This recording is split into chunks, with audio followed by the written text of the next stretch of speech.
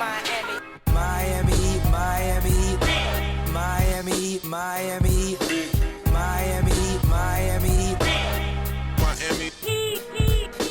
Miami, Miami, Miami, Miami. It feels like Miami. Welcome to the 440th episode of the Miami Heat Podcast. I'm your host, Giancarlo Navas, and with me today, we have Nekias Duncan, legend, great, host of the Dunker Spot, all-around nice guy, celebrity at this point. He will deny it. Celebrity. Darn right I'm going to deny it. Absolutely not. E-celebrity?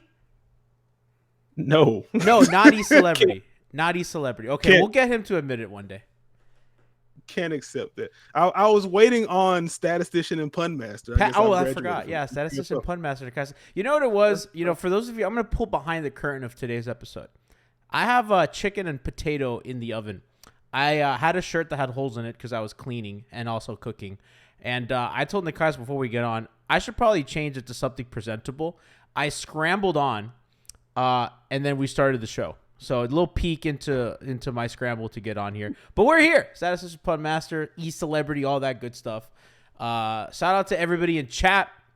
Remember, tonight, we tweeted out this earlier, we're doing a bit of a special double feature here on our Twitch channel, twitch.tv/Miami Heat Beat. If you are a pod listener and want to tune in live, be in chat, have fun with us. Stream Beat, Frankie and Moose's movie/TV media pod. They are doing a special live episode today. I think Tiff is on.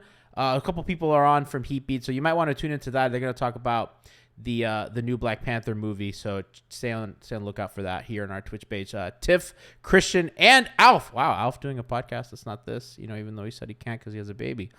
Interesting. Okay, well, I'll bookmark that, when we send out payroll.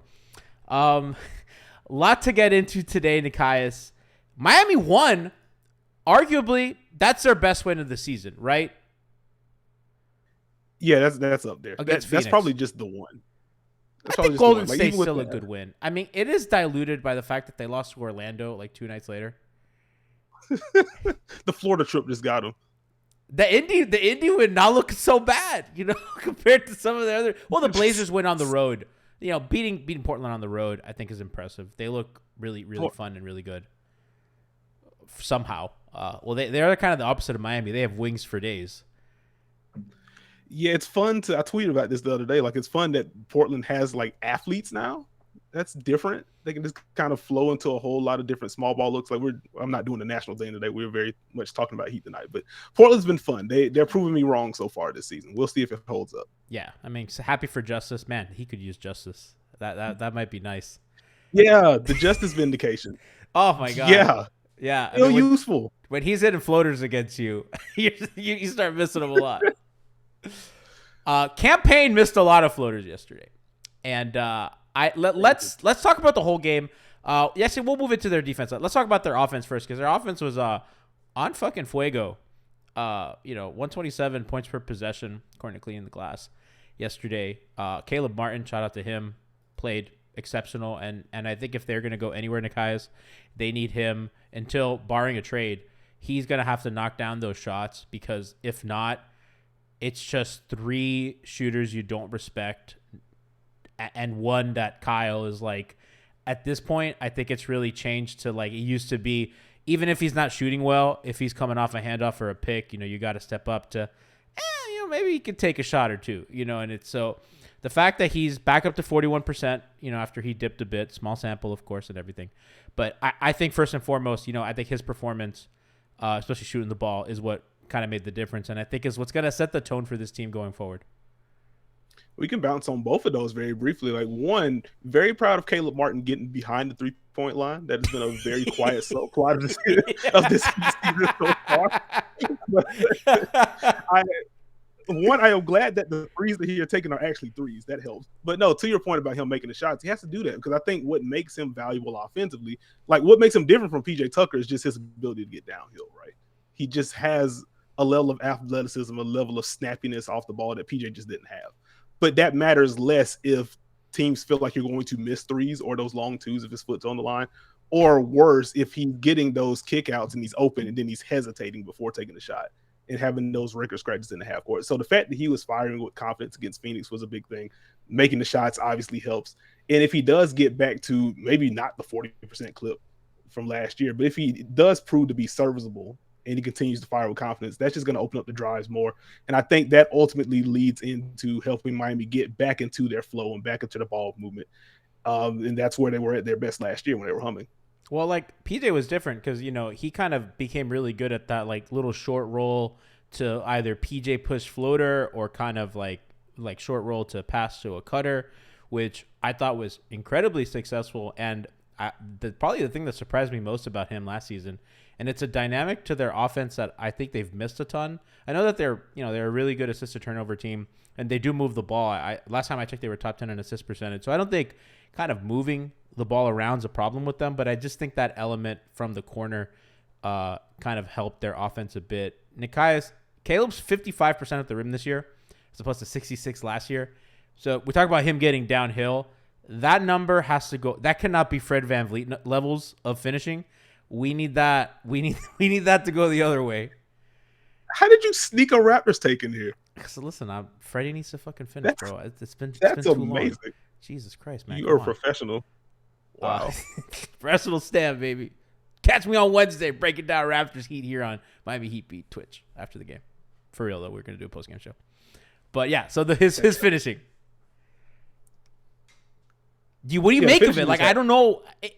I watch the games and it doesn't seem like, yeah, I don't know what happened there. And he just ran amok at the rim last year on both ends of the floor.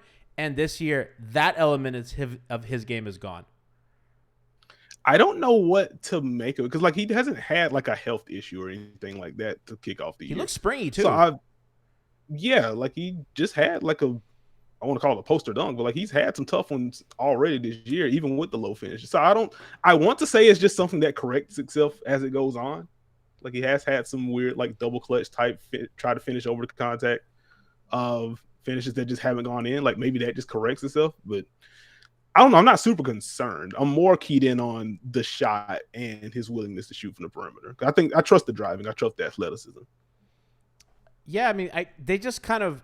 I guess my concern is that I think teams kind of are kind of hunkering down a bit on them, which they're taking, which is good in the sense of they'll take more threes. But I do think that ultimately it hurts their finishing. I know Jimmy finishing also down this year as well. Duncan is way down this year. And Bam, I believe, as well. Well, Bam got up to 68% after last night, but it was kind of struggling. So I do think that I know for sure Kyle struggled. Yeah, he's at 50%. He's in the 8th percentile for his position, which is, again, yeah, dude, yeah, bad. Like, bad. And they need the little rim pressure they get, they need to capitalize because they still don't force rotation. And if Caleb drives, that's still not forcing rotation unless it's Jimmy or it's Bam on a roll.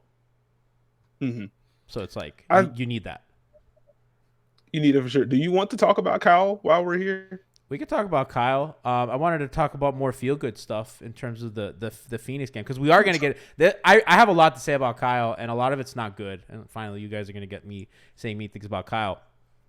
Wow. Real quick, because Jimmy was also – Jimmy's shooting. What do you make of that, bro? Because he's one of their best three-point shooters this year, and I don't have numbers about it. I feel like he's taking fewer pull-ups and more spot-ups. And they're leaving him wide open, and he's taking them. And he had a few in that Phoenix game that I thought were really, really big. I know that he didn't have the big scoring night, didn't even get to the free throw line that much. But kind of him having that as a relief valve for the offense, I think is enormous, especially kind of him going forward with his age and the physicality that his game takes. I think it's encouraging that he's willing to take the shots. And, like, cutting down the pull-ups I feel like makes sense. But, like, I feel like they're less spot ups and they're more just face ups too. From three? Where he gets the ball in the corner. It's like, okay, well, if you're gonna sag off and you're prepared for this drive, let me just take this 2 inches off the ground jumper and cash it in.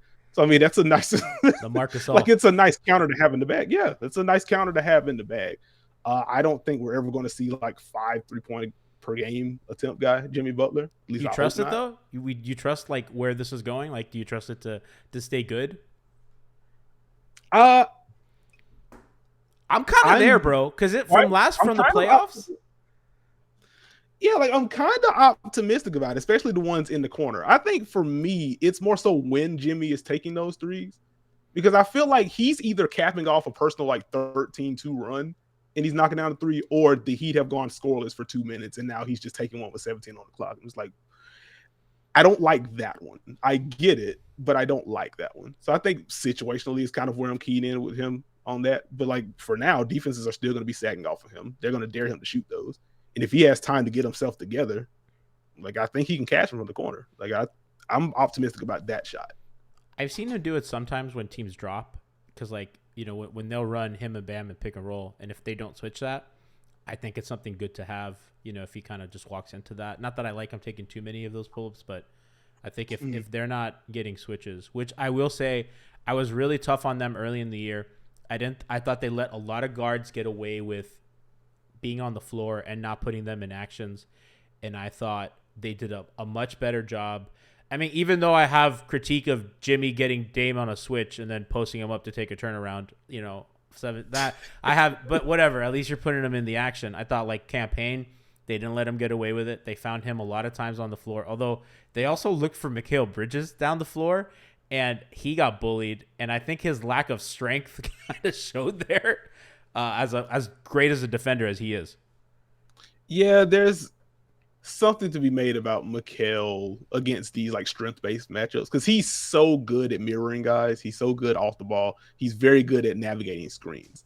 But if you do have someone that can just get into his chest a little bit, like you saw some of that in the Western Conference Finals against Luka, though Luka more so wanted to go after Chris Paul, which hurt my heart, and also Cam. You love Johnson. more than family, some family. Yeah, some family. Got to have that qualifier in there. But no, it actually went after Cam Johnson a lot, and that was the one where Luka just bullied him. But you got to watch that, and I can understand why Jimmy would kind of key in like, okay, Mikal's good, but like, can he keep me from getting to my spot? Probably not. So that makes some sense. But to your point about targeting the small guys, like I think that's going to be important. And zooming out with the Jimmy Bam pick and roll in general, I think it's a win anytime they don't see a switch. Whether it's a guard ducking under and they're in drop, whether it's getting two to the ball, which is really what you want if you're Miami, if you want to unlock some of those short roll opportunities for Bam, or even if you reverse engineer the early offense, you have Jimmy screening and holding a guy while Bam tries to get downhill. Like if you can generate any kind of advantage with that, because that was the big question I had with Miami's half court offense heading into the year. Like the obvious one is, will they shoot well enough? But beyond that, it's like, okay, these are your two best players. At some point, you have to find a consistent way to use them together in some sort of action, whether it's a handoff, an action leading into a post-up, a regular pick and roll. Find something that you can use with both of those guys that forces the defense to bend. And it's encouraging they're finding ways to engineer ways to move the defense. I think it's concerning, like, I think last year in the regular season matchup in Miami against Dallas, when they would run Bam, Jimmy pick and roll, and then Kleba would switch on to Jimmy, and then that kind of discombobulated their offense, similar to Embiid as well. Embiid would switch on to Jimmy, and that discombobulated their offense. That was the one that was like really jarring. Yeah. And then in the finals too, I mean, they put AD on Jimmy, or they would switch that, and credit to Spo, kind of started running handoffs with Crowder, really getting frisky over there. But kind of the movement, and I trust Spo in a playoff series to move around that, and I think he showed us. But in the regular season, I do think that kind of those lengthy guys have problems. And I think even in the first half, Bam looked a little janky against Ayton, in pick and roll when Ayton would drop. There were a couple possessions where Bam dribbled off his shin. I think he was doing a little too much. I think they settled, and a lot of that I thought was Kyle doing a good job of kind of getting the pick and roll. And I had a conversation with Ethan a couple weeks ago on Hangover Time where he's like, well, Kyle's not really getting by dudes anymore. And while he's mostly right, and I do think that his first step isn't as like bleak as he makes it seem, I do think that Kyle does a good job of kind of getting you with the change of pace, with that little hesitation, and getting a guy on his hip, giving the roller enough time to create separation. And now you as a defense, you have a decision to make. And I kind of thought that's when Bam got going. But it's like kind of those elements to their offense that they need more of, and kind of to your point about like getting a switch or not getting a switch.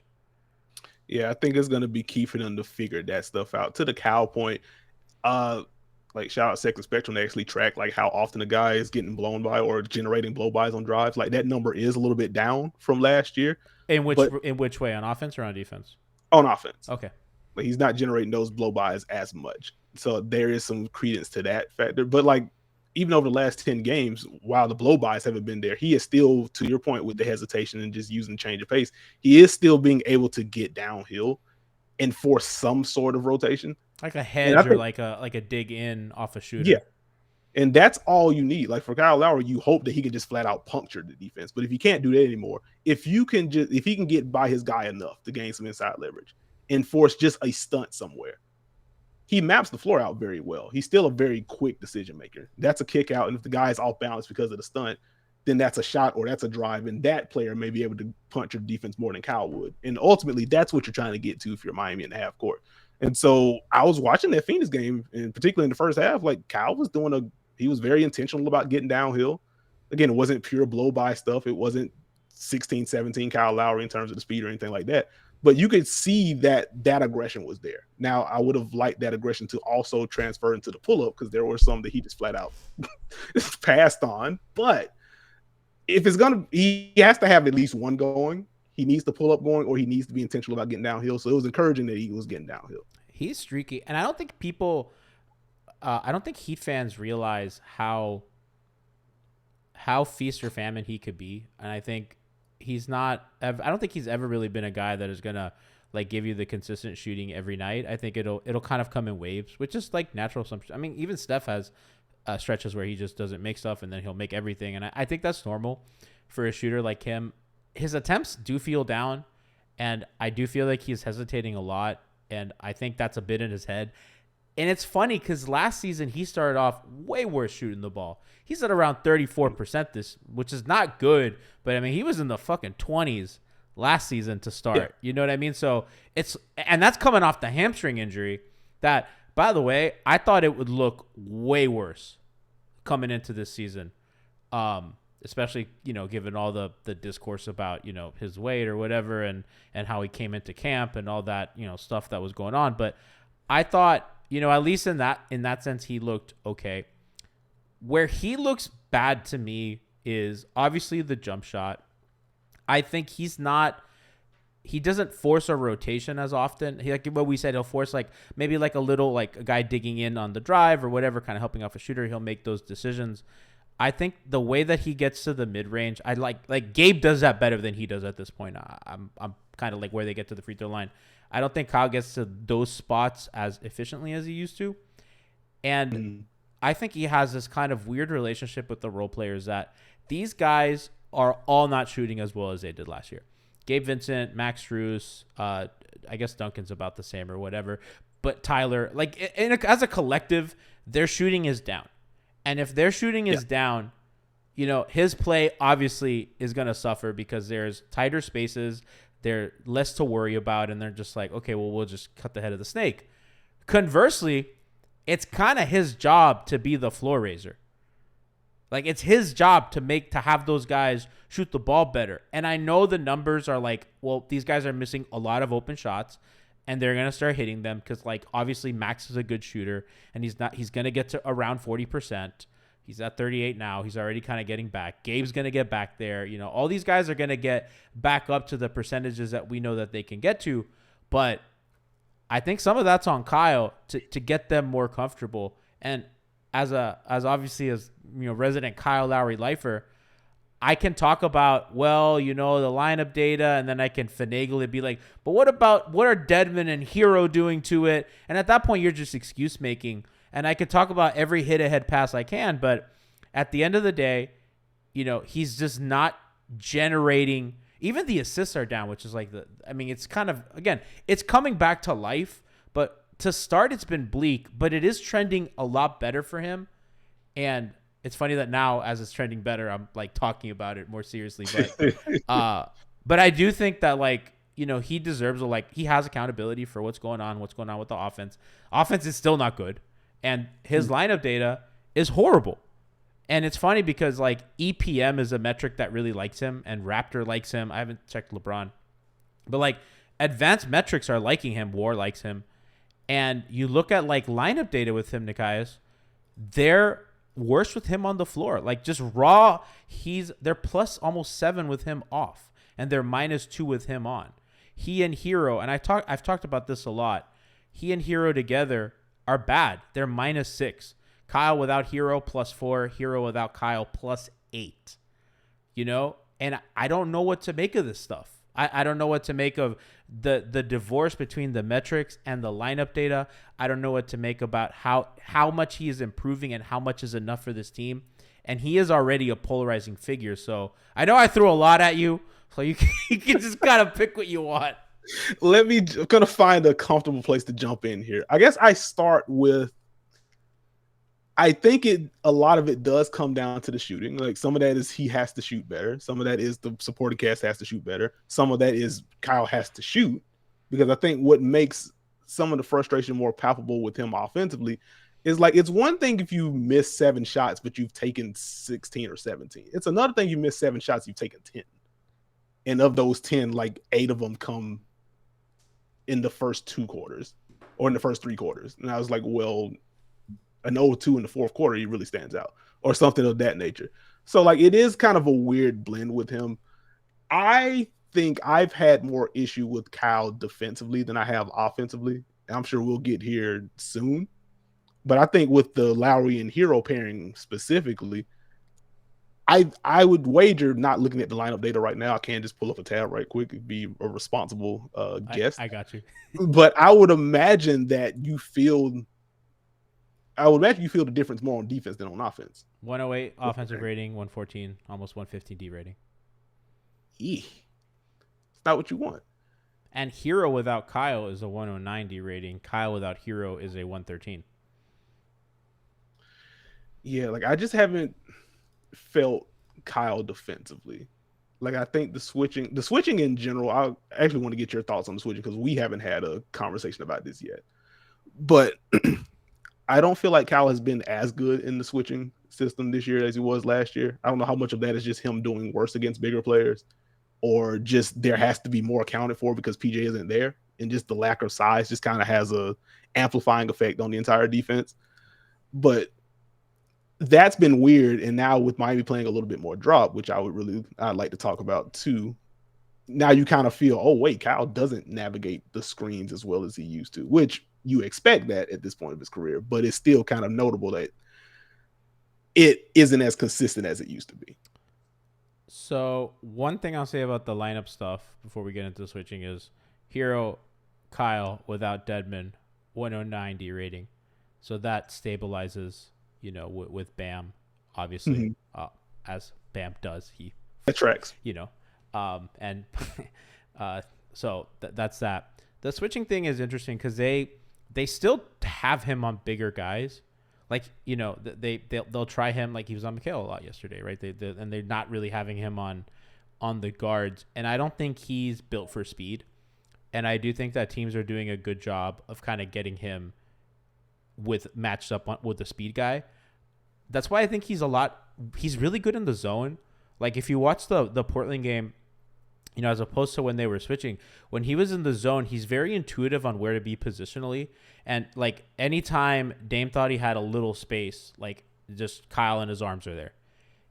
So I think that teams are screening him more, kind of making him get off the matchups that Miami wants.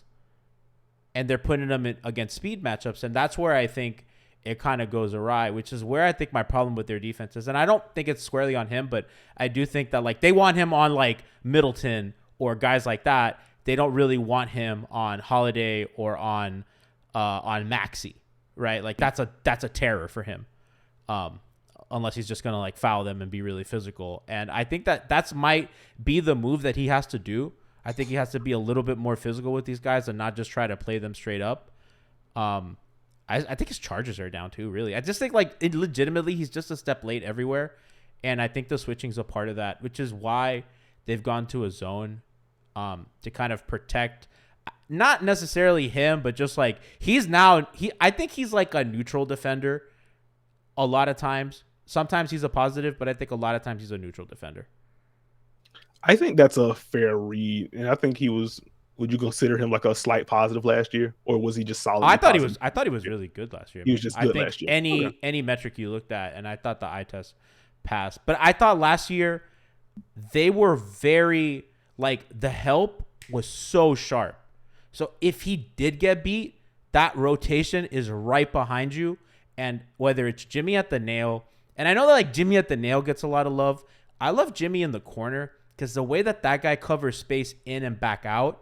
Now, he's more at the nail this year, which is why I think that he's forcing a bajillion turnovers, which I understand the need because you need to juice your offense in some way.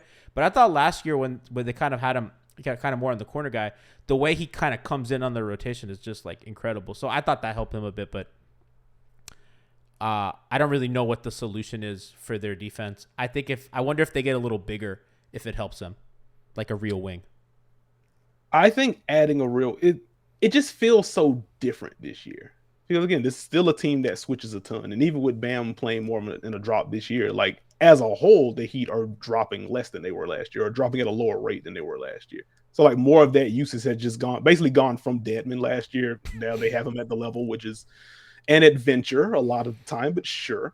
But that usage and then the Yurt minutes that we got last year, that's basically gone to Bam. And we've seen that more over the past 3 games or so. How have you liked that? Bam in a drop, like I am intrigued. I'm intrigued because I like it for Bam because he's being asked to do so much offensively.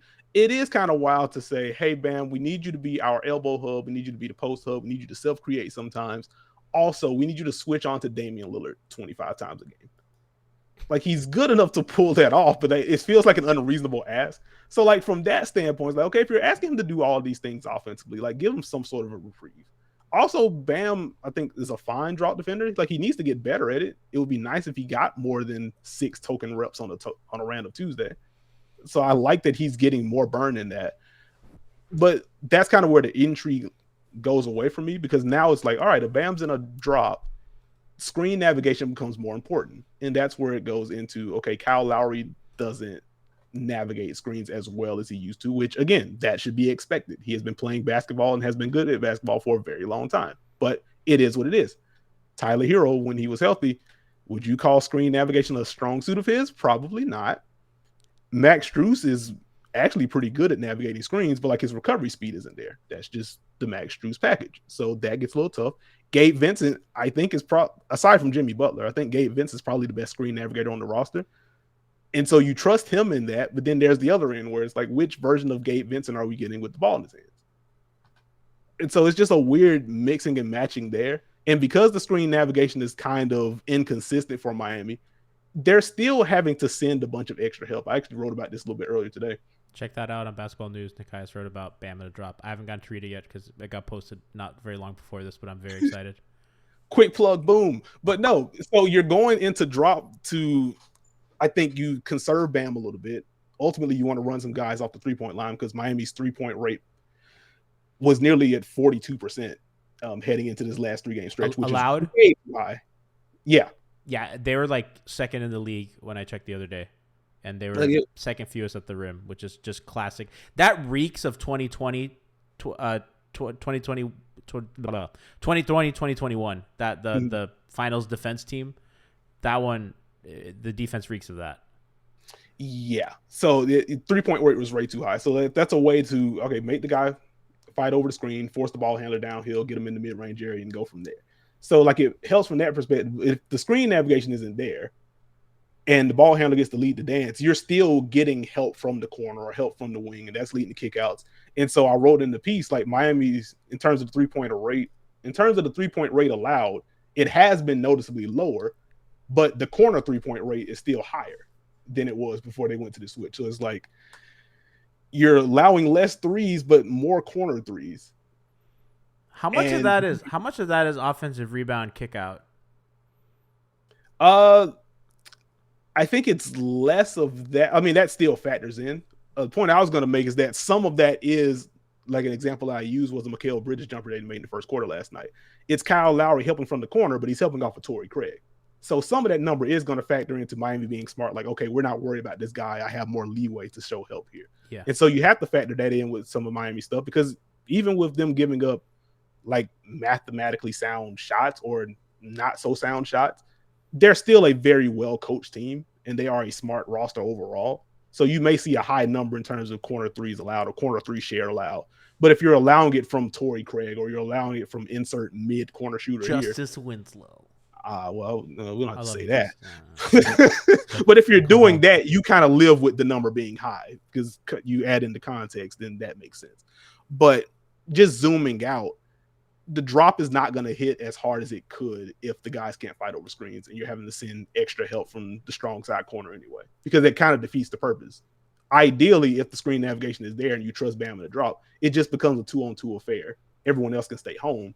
It makes life easier for everyone. You force one of the 17 campaign floaters that he took last night, and then you have Bam underneath the basket to get rebounds. That's kind of the formula you want. And you know how good Bam is. He can grab the board and go himself. And we saw a lot of transition pushes in the fourth quarter last night. But if you can't navigate the screens and you're sending extra help anywhere, it kind of defeats the purpose of trying to simplify your scheme that way. I think it serves like a couple of purposes too. I think it helps your rebounding because obviously they're giving up a lot of size. They're one of the smallest teams in the league. And I think the simplification, and I think it just conserves Bam as well. I think it's just less difficult. And I'm also curious as to how many zone possession he plays because I typically feel they run it when Dedmon's in, but I imagine they run some of it with Bam. I do remember the Blazer game ran a little bit with him, but that's what's kind of surprised me as I've been watching Miami. It feels like Bam has played more zone this year, and I feel like the zone was not necessarily exclusively for the second unit last year, but it felt like 90% of the zone reps came in the second unit. Well, because it was Tyler and Dedmon and Duncan or Max or like it was it was a little bad defender bonanza with Jimmy, and Jimmy go fix this instead of kind of stuff like that. So their defense is concerning. I don't know how much of it is bad 3-point luck because they gave up a very high percentage as well, and some of that is the guy yesterday was Dwayne something or other. I'd never heard of that person. Dwayne Wash. I'd never heard. No slander for the Pacers legend. That's right. Wasn't that the guy that Indiana cut so that they can get Ayton, and then he ended up on the Suns? And then they matched the offer sheet, and it's like, oh, God, that's so funny. Well, that's cool. So funny. But that's just kind of like been their principle, right? Like they're gonna rotate off those corners, like and that's what they're gonna do, and then they're gonna rotate back out. And I think that they have more. They also play in the pass. I don't know if this is like a coaching initiative or if it's just Jimmy decides that this is what he's going to do. He's very aggressive in the passing lanes this year, much more than last year. And I think some of that contributes to it as well. Because at that point, once he commits, he's not recovering enough and that ball swinging and it's going to find someone in a corner. How have you felt about Jimmy Butler's off-ball defense this year? Oh, I think it's great. I think he's better than Bam this year on defense. I don't know if that's unpopular, but I just think he's been a menace on and off ball. And I think that the situation, I think he has to play that aggressive off ball because their offense stinks and they need something in transition to get them going. And I think because they don't offensive rebound and they have poor shooting to start, they need something to juice their offense. And I think also it's unfair to ask Jimmy to put your head down and go to the rim and take contact, 15 times for 82. So I think it's really smart by him. And I think the ones he misses, I think we have to understand the context of what he's doing. He shouldn't be penalized. But I've said this before, man. I think off ball at his best, he's like Kawhi on ball. He's a menace. He's incredible. And I think you saw with that Devin Booker play. The catch is hard. He just makes your life difficult. He's big. He's smart. He's really freaking strong. And, for all we say about the 2-inch vert, he gets up when he has to. And, he's been incredible on that end. I was with Troppy Baby, Alex Toledo, at the game yesterday. And he told me I was crazy. He said they asked Bam to do so much that I'm being unfair to Bam. I just think Jimmy's been incredible. Okay, I can see it. Like, I don't want to penalize Bam because, like, a lot of my annoyance is not necessarily with Bam, but with the system when it comes to the switching. And so, like, I don't want to penalize that. Like, Jimmy has been really good. I will say, like, there have just been some lapses, like going through the Charlotte games in particular. There are some plays where, Jimmy goes for a steal and he gets burned. But like, there are also some plays where Jimmy's, and there are also some plays where Jimmy's like, okay, I am just on this side of the court. And if they're running action somewhere, I'm just going to switch on to whoever comes into this area. Y'all got to deal with it. And it's just like, I get it. But also, like, Charlotte ran, I want to say it was like Spain into an exit screen. And they ended up getting a layup from Mason Plumlee because Caleb Martin had to cover for him on a switch because he just didn't move from the right block. I'm just like, was that the second Charlotte game? Yes. I'm just like, hey, brother. I missed that one. I was at a wedding. I was like, brother, that's not, you can't do that. Move. Scoot. Literally move.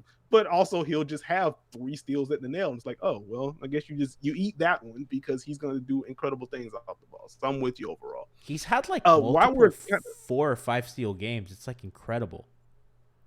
Oh, he's insane. He is insane. While you made a mention about the transition offense. Can we talk about the transition defense? Because that's been very weird for Miami this year. It's been better than I thought it was. So we had talked a little bit. We had a call earlier in the afternoon, and I was like, man, that's weird. I thought they were bad, but like they're like not. I think they're like 6 or something in transition defense, and it makes no sense. And I know Cooper Moorhead had tweeted because at one point I was like, are they just like over crashing the glass? Because it just feels like dudes leak out and they get killed. And Coop's like, no, the numbers say that they're not crashing the glass at a weird rate. They're just holding their ground in their defensive rebounding. And I looked on Cleaning the Glass, and they're a solid transition team, which I brought to our group chat, and everyone's like, that makes no sense. Frankie's like, what about mid transition? Like we need an answer. We're not blind. You know? Yeah, it's just been a very odd transition for Miami. So I have Cleaning the Glass up right now. As of today's Tuesday, if I can read my calendar, but heading into the Tuesday night slate of games, Miami was 10th in terms of points allowed in transition, which felt way better than what it's looked like just watching these games and eyeballing it. But the frequency is way up from last year. So they're allowing, and even if you're looking runouts. Allowing more runouts. They are, what is it, like +2 in terms of the league average. I think league average transition frequency is basically 15.5. It's 15.6. Roughly 18% of opponent possessions are coming in transition against Miami. So they're way above. Not only are they bad, they're way above league average too. So that's been different. And I think some of that is just because their turnover rate isn't that much different than it was last year. I think a lot of that is just the threes aren't falling. And because the shots aren't going in at the same clip, teams just have more opportunity to push. But what I also think it highlights is just how small Miami is. Because last year, if they did miss a shot and you had just a starting unit out there, Kyle Lowry, strong dude, Max Strus, strong dude for his position, Jimmy Butler, strong dude for his position, PJ Tucker, cinder block, Bam Adebayo, strong for his position. If they missed, it's like, okay, let me just grab the nearest guy. Because more than likely, I can just navigate this matchup and it's fine. And we're going to switch anyway. And I don't think they can do that to the same degree this year. Because if it's Kyle Lowry on the big, again, like they still trust him on bigger players. I don't think he's fared as well as he did last year. Caleb Martin is just not PJ Tucker in that regard. So I think teams are being able to take advantage of the fact that Miami is, if they do just match up as quickly as they can, the mismatches feel worse on that end. And I think Miami is sending a little bit more help to deal with some of those. And I think that's leading to some pretty fruitful shot attempts. Those haven't always fallen, which I think is the biggest reason for why Miami is not like 28th in like transition defense, more so than something that they're doing. But that's what it's felt like to me. What are your thoughts on the transition defense? Well, for me, it just and I guess that makes sense what you're saying, because part of the reason why I thought they were crashing the glass so often is that it just felt like teams were leaking out a lot. And I don't think it's a problem that they don't get back. I also think they're kind of slow, Nekias. Like, yeah, Kyle's not zippy. Jimmy's not even zippy. You know, Bam is Bam, but, you know, and I think Caleb is like the guy, which is funny because they weren't really fast last year either. So, and it just didn't feel like a problem. So I'm kind of coming to your conclusions there. They don't get to the line as much as I would like as well, which kind of also helps. They don't offensive rebound as much either. To your point, last year they were, I think, the 10th offensive rebound rate in the league, and this year they're like near the bottom. They're abysmal, and like you said, the lack of size kind of shows in those respects. I do think that, like, in theory, Caleb should be better in transition than PJ. More than anything, as a disruptor at the rim and as an athlete. Because, like, he can get up and down the floor quick, and he does make plays at the rim. He and Bam and Jimmy are the only dudes that... And even Tyler. To Tyler's credit, I think Tyler plays, like, really hard in transition and sometimes, like, does some shit at the rim. And I'm like, whoa, I didn't know you had that in you, bro. So I think we can say a lot of it is kind of what you're saying and kind of the decline of other guys. I also think they're just playing kind of funkier lineups this season as a result of that. So it's like Gabe and Kyle is really small, and they're playing a lot of that this season. You know, Kyle and Tyler also very small, even though they're both good rebounding guards. So stuff like that, I think, kind of all makes a difference there. But I don't even think that that's like the main problem of their defense. I think it's like a cog. It just, there's something. They're playing better. Obviously, you play Charlotte twice. You look good. You have a good win against Phoenix. Where I don't think their defense did tighten up in the second half. I will say, because in the first half their defense looked abysmal, and a lot of that was Bam and Jimmy being great, but they're missing that gear, and I'm not so sure that one guy fixes that, and I don't even know what available guy fixes that, but it feels like they're not a bad team. They're not a great team. I do think that they'll get to like top 5, I should say. I don't think they're going to be like a play-in team or anything. I think that they're too good. They're too well coached, and there's too many bad teams. Like people trying to say like out-tank Orlando. You can't out-tank Orlando. They're pros at this. Who are you talking about? I mean, a Bobo keeps playing like this. I don't know. It should have been ours, damn it. So stuff like that, and I kind of think that not having a real wing rotation affects this. Not having a real backup center, because I mean we can talk about Dedmon all we want and this and that, but the defensive rating with Dedmon is like 130 when he's on the floor.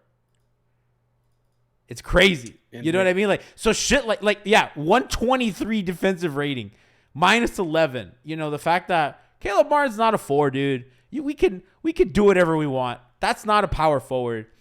And Jimmy's playing a lot of 4 too. So it's like, what are we doing? You can't say that part out loud. Jimmy is playing a basketball position that is not the 1, 2, 3, or 5. We can't say he's a 4 though. He made that very clear. Yeah, he's a basketball player with a numerical denotation there. Got you. Sorry, Jimmy. But to the Caleb Martin point, like, no, he's not a 4. Like, it's just a different dynamic to where you have PJ Tucker and it's like, all right, go chase these dudes or punch above your weight. With Caleb Martin is, hey, we need you on this point guard, which he can do. Like, that's his best utilization of the skill set. But even with Miami being a small ball team, like, it just makes it different. He has a little now you just have in that sense. Yeah. And like they're like they have him as the 4, but like defensively, he's more of a 2 or a 3. He's more of a 1 than he is a 4 defensively. They love him on guards. Like they use him on Steph all the time, Dame all the time. Like those guys with a pull-up threat, especially. That's where it makes sense. But when you're swapping out PJ Tucker, who could defend 4s or some 5s, and 1s, and you basically put and 1, and you basically swap him out with a defensive wing for all intents and purposes, that load that PJ took on last year, it has to be replaced somewhere. And that's sometimes Kyle Lowry, which he's not PJ Tucker as much as he punches above his weight. Ex Jimmy Butler, sometimes he doesn't want to do that, and ultimately you don't really want him to have to do that during the regular season if you can help it. Like Bam can cover a lot of holes for you, but also he's the biggest guy on the court. So if he's having to navigate the 4s, who the heck is on the 5s? And so it's just a weird thing that they're having to adjust to. Again, this is to your point a very well coached group. This is overall a smart group. So like as we get to December, January, we might be looking at this like, Miami's 7th in defensive rating. What were we talking about back in November? But they always do that, for dude. Now, yeah. And it doesn't make sense. And we watch it. Like I remember the year after they made the finals, I think they were like 8th in defensive rating. And Tiff would be like, that doesn't make sense. They stink at defense. I'm sorry, they just stink at defense. Like I don't care what the number says. And I think part of that is, regular season you'll beat up on the Knicks a lot and the Hornets and stuff like that, and then you'll play. But again, I mean Phoenix shredded them in the first half, but they hunkered down the second. Their high end on defense is really strong, and I do think like in bursts these guys. I mean, obviously Bam and Jimmy like locked in, switch everything, with Caleb and everything. Like they can help. I would like them. They did. I mean, you have to like double smartly. I do think I would like to see some more traps, just to kind of at least force passes so that you can get out. Like you could try to force turnovers. I don't hate that. I think that. I mean, but they probably want to protect the rim as well. Just mix in some different looks because they're just not. There's no bite to the defense, and a lot of people talk about like their identity or whatever, which I think is kind of like a stupid thing to talk about, but I do think they have a point in which like, well, like you can't hang your hat on defense when what are they like 15th in defense or something, like, you know, or maybe worse after last night. You know, what are you really good at? And, you know, everybody kind of looks around like, I don't know, like nothing. You know, like remember a couple, like last week, it was like the Knicks were like 15th in net rating, 15th in offense, 15th in defense. Bro, that's us. You know what I mean? Like, that's Do you want a funny? cold Do you want a world. funny stat about the defense right now? What? So Miami right now, they are 20th in half court defense, 97.1 defensive rating in the half court. Do you know what their defensive rating is against top 10 offenses? It is 94.1 Like overall or just half court? in the half court. Okay. 3 points better in the half court against top 10 offenses. If these motherfuckers just get up, bro. Like, I seen you. what do you do with that? But like, I don't know, bro. I don't think they can have like, they have a little bit of that because like I think that they think they better than they are, but they have to know at this point. Like it just, and like Leif talks about it, the vibes are off. Something does reek about this unit. I do think people are like way blowing it over proportion. I also like look at it differently because I really felt last year they were going to win the title. And when your starting Hall of Fame point guard has a hamstring explode, when your starting Max has a lower body injury, PJ has a lower body injury, and Jimmy misses games in a fucking conference finals with an injury, you know, and Hero missed games, you're going to lose. You know what I mean? And okay, Robert Williams was out, but the Celtics dealt with Robert Williams being out for a long time. They figured stuff out without him. Miami didn't have those luxuries. And like when Kyle got hurt against Atlanta, I felt that their season ended there because, and I really like the whole build ends there because, you know, you're not going to get, like Jimmy wasn't going to get much better than he was last year. You know, Kyle wasn't going to get any better than he was last year. And at that point, I was kind of at Bam is Bam. Like maybe he might add a thing here or two, but that's about who he's going to be, at least for a while. Maybe he takes a Tatum leap at some point on offense. I have seen no indication that that's coming. I don't know if you have. He kind of is what he is at this point, you know, barring something huge. So I watched that playoff run and I'm like, yeah, that was it. And when they didn't win, I was like, well, that was the build. You know, you sign a guy for 3 years and you overpay on the back end because you're trying to win a title now with a bunch of dudes that are in their 30s. And when they get hurt, you go whatever. And they got unlucky twice. Dragic and Bam went down in a finals against the Lakers that I had favored to win. You know what I mean? And shit happens. You get, you know, a bunch of players hurt in deep playoff runs, and what can you do? And maybe that's why I like look at things differently, and everyone's like all panicky and like upset, and I was like, I kind of, you know, whatever. It's kind of, you take your swing and you get on third base instead of the home run. Like, am I wrong? I don't know. Like, should I? And then like, if people are mad because they're like, why didn't they go after Jeremy Grant or Lowry Markkanen? And I was like, well, like the Lowry Markkanen thing, like they don't have a fucking ton of cap space to maneuver. So if you're going to sign Lowry Markkanen, that's like the last thing you're going to do for like 4 years. You got to be fucking sure that that guy's going to be good. And I'm still not convinced that that guy can play at the end of an important game. Because if you play him at the 4 or the 5, he's going to get targeted every fucking time down the floor, and you're taking Bam out of actions. And the Jeremy Grant thing is like, yeah, okay, he's having a great year. Congratulations. Were you really sure that he was going to be a good shooter? Because again, if he's not a good shooter, you know, you see the games when Caleb doesn't shoot, that's what your fucking offense looks like. And I'm like, you got to be sure when you sign these guys. And a bunch of guys that you're like, I'm 60-40 on if it's going to work out. You as the Heat, when you have like, you're capped out into hell, you got to resign the guys that you draft.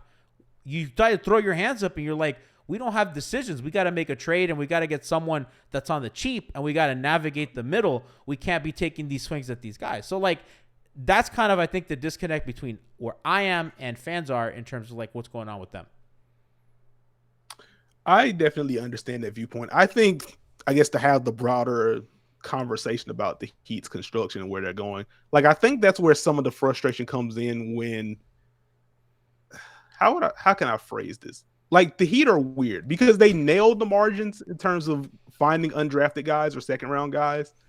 But then when it comes to, like, we talked about this on the timeline in group DMs, just in person, like the Derrick Jones Jr. year.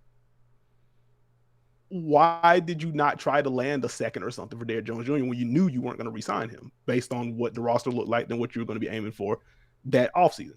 And so, like, you have enough of those add up. Careful, like, you're going to agree with Hot Take Harry. Careful.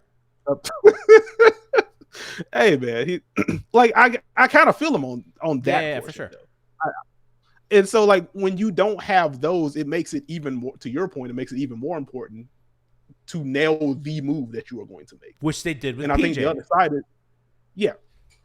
And I think the other side is like, okay, this wouldn't have to be the move if you had more assets or if you had more in the cupboard to move around, and you would have more of that if you were more willing to, for lack of a better way to phrase it, sell high on some pieces. So like they're gonna have that with Max.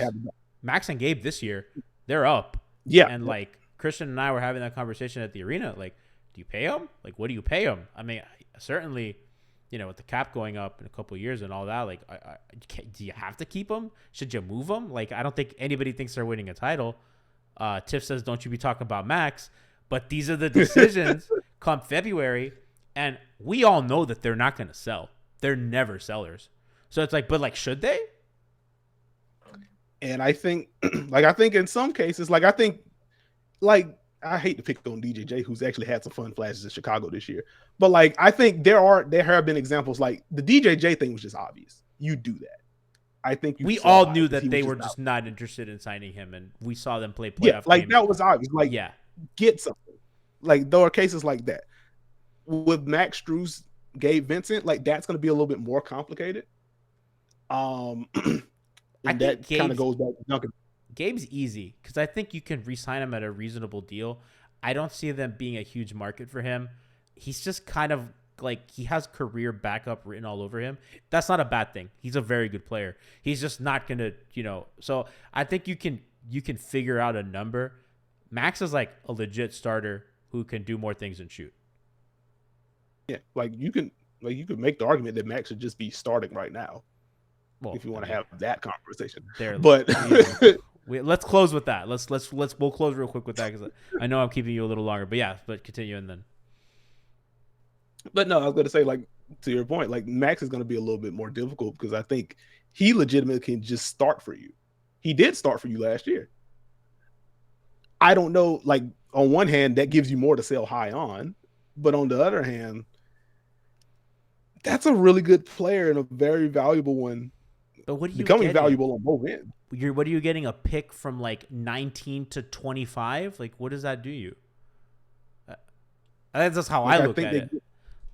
No, I get that. I think it gives you something more cost control because even when you make the Strus bet or the Gabe Vincent bet when you first bring him in the building, those were what, 2-year deals? Yeah.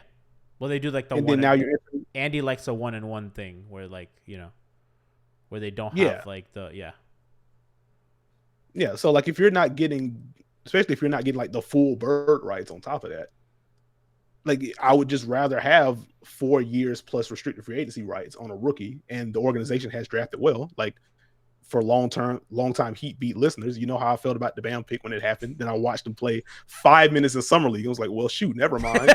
And then the time of hero thing as well. So the organization drafts well.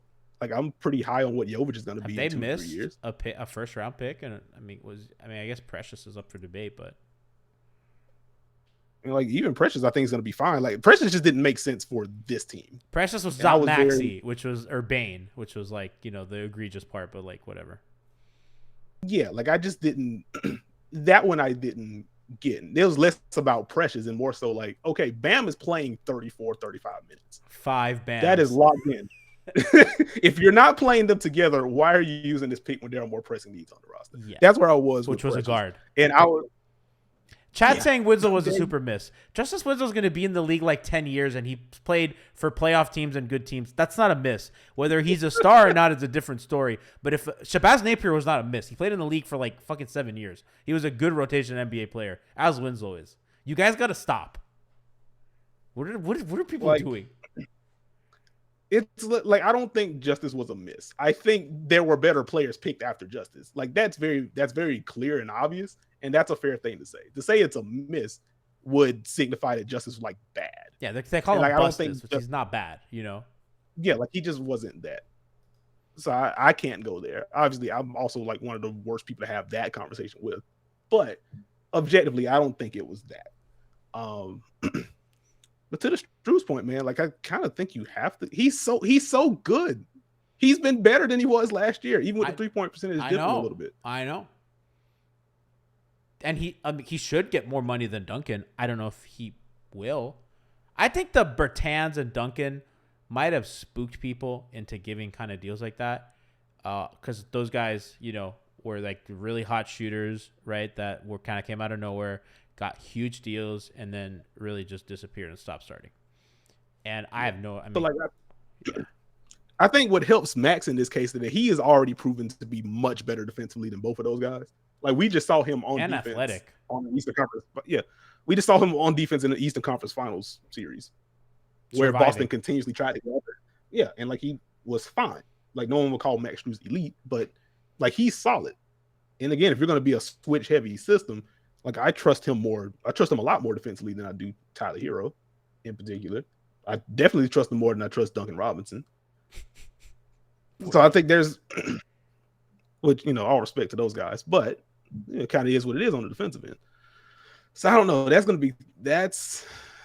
a tough one. That's a tough one. But we're reaching the same crossroads. So if we fast forward to July and Max Strus has a 4-year, $70 million deal with Miami, and then he starts the season shooting 36% from three next year, then it's gonna be like, why didn't you trade him? And we're gonna be right back in the same. And it's like, but what do you do? It's like, you need him, and like, do you punt? You get a first? I don't, do you get a first and a guy that can help a 4? I don't know. And those are and like his contract's not really getting you anything either. So it's like, and they're capped out, and obviously the hero extension is going to kick in, and they like to keep their guys and move them. And listen, I know that everybody hates that summer where they signed all those guys.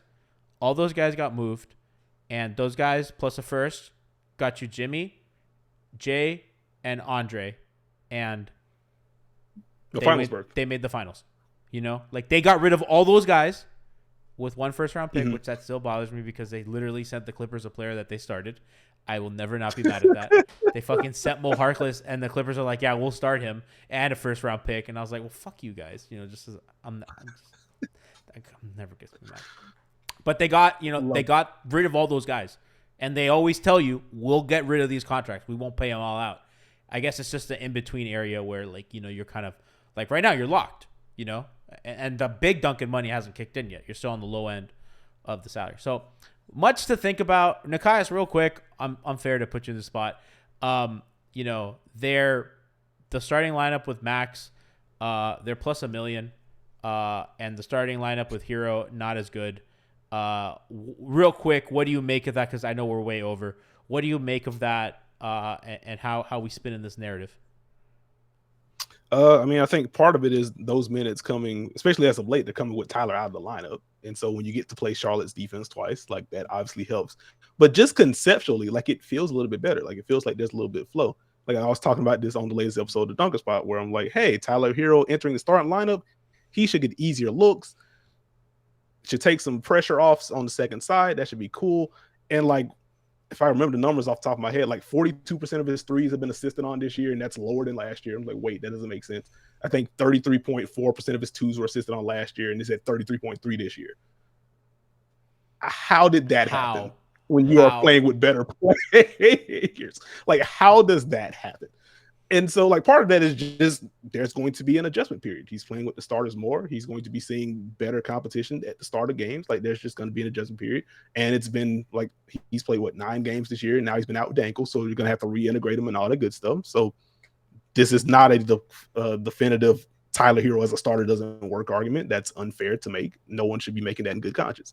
I will say, just in terms of turning it around quicker and trying to balance the lineups, it makes more sense for Max Strus to start. It just does. We got choices to make. Like from that perspective, like it just makes more sense to go with that. Their defense is a little better. The size a little better. Yeah, and then you don't have to worry about Gabe Vincent making 80% of your decisions off the bench because that's not what he's best at. Gabe Vincent should be attacking the second side of an action. He should not be bringing the ball up and making primary pick and roll decisions. That's not him.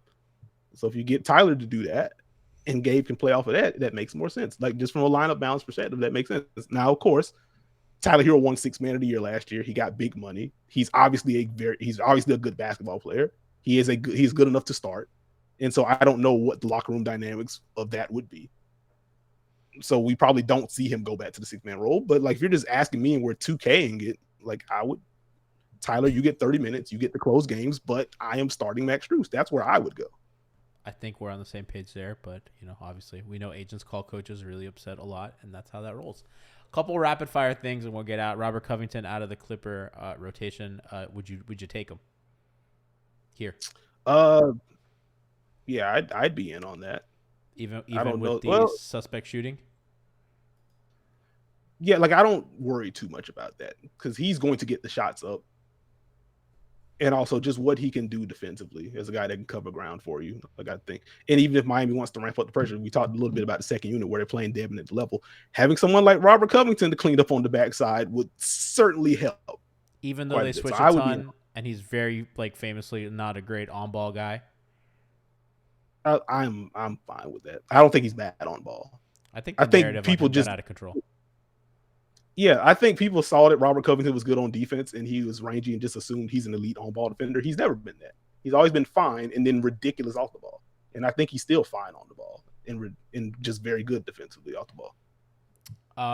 Rashawn Holmes cleared of some stuff that he had in his personal life. Would you take him? Would you take a look at that as a real backup 5 with all the stuff with Yurt and obviously Dedmon in the mud? Like I would do that. Like he's too good to be getting DNPs in Sacramento. Which Sacramento's been fun this year, by the way. Y'all should catch some Kings games if you're up on the East Coast. Harry B, who stinks now. I was about to say I would not trumpet that name right now. Stop slow, baby. Stop. He needs a little culture. I've been quiet this year. This is how you win. You wait until the praise is no longer warranted. 23% from 3? Christ, that's Kyle last year. I'm telling it's not been great for Harrison Barnes. Yeah. But hey, if you can slide into Duncan Robinson, he's driving with more force this year. Here you go. Okay. Last thing. This is the time to try to cash that in. Go ahead. Yeah. Last thing before you get general NBA question. I just thought it was fun. I wanted to ask you. Better player. Okay. Better player right now. Ja Morant or Shai Gilgeous-Alexander? Who?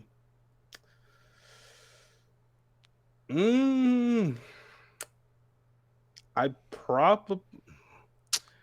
That's gonna be a fun one. Huh? Yeah, I quietly want to go Shai, to be completely honest. I do too, bro. I was looking at the numbers and the shooting percentages, and I was like, they better do something now because this guy is good. Look, I have been. I just love watching Shai play basketball, man. I've been watching the Thunder for like the last 3 years, and I just get the sicko tag for watching the Thunder. But like they've been doing interesting stuff for a minute. You are. Is Giddey good? Is Giddey good? He's not good yet. Like I would like for him to be able to dribble inside of the free throw line consistently. That would be cool. But like he's already like a top 5 skip passer in basketball, so that's fun. What he pod is going inside Thunder. Hey man, you bring me on the podcast. This is what you're gonna get. I'm sorry, dude.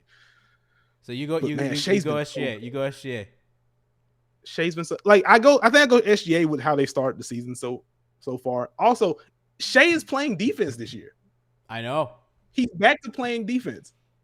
That's kind of been the one thing where I'm like, I love watching him on the other end, but like the apathy off ball, it's just been met. He's been locked in this year. He's been guarding up, switching on the bigger players, been doing his thing, making plays off the ball, and then you add in the driving. It's man, I can do an entire pod on Shai. I mean, we're approaching, he's at 90 at the line, 38 from 3, 66 at the rim, 49 in the mid range, just killing it, playing, plus on defense. EPM has him plus on defense. I think he has one of the highest EPMs in the league. Estimated plus minus, by the way, the Dunction threes analytic, one of my favorites. Yeah, he's 4th behind KD, Luka, and Curry. Yeah, like I wouldn't say he's 4th, but like I think he's just been a top 10 player this year. It's been crazy.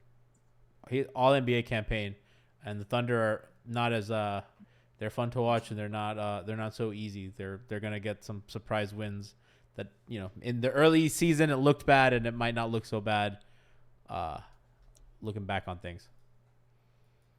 Vindication on the Thunder and not having their TNT game taken away. You could have just thought. Yeah. Anyway, not gonna hold you. Oh, your favorite inside the NBA, and Kai's favorite topic, or Turner in the NBA. Listen, you might get rid of them. It looks like this is how you win. Oh, There's so much going on right now. So much going on.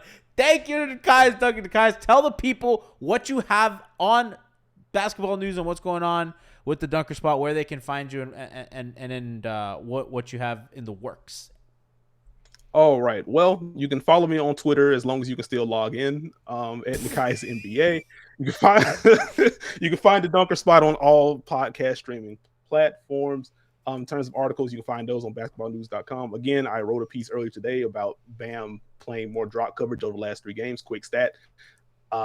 He's defended more pick and rolls in drop over the last 3 games than he has since the Eastern Conference Finals in 2020. Like, that's what we're talking about here in terms of the rarity right now. But we got that coming. We're going to be more general NBA stuff coming on the site. Every Saturday, I have a piece called Screen Time where I'm looking at who set the best and worst screens of the week. Very nerdy, very inside, but it's just me. Beyond that, it's just watching a whole lot of hoop and trying to make sense of it all. So follow along. Let's have some fun. We love to see it. Best in the damn business, Nekias Duncan. I will see you guys tomorrow pre-gaming for Heat Raptors at 7 p.m. sharp, and I will be doing post-game with my lovely co-host at 8:30 in 17 minutes. We have Stream Beat live here. Catch Moose, Tiff, Frankie, Christian, and Alf. I still don't like Christian and Alf doing pods and not here, but it is what it is. As they review the newest Black Panther movie. Guys, I know nothing about Marvel. I have not watched a Marvel movie since, I believe, Iron Man 1. So it's been a minute. I have no idea what's going on, but I'll be watching. Y'all be watching. Stay tuned, and we'll see you tomorrow or after this. Peace out.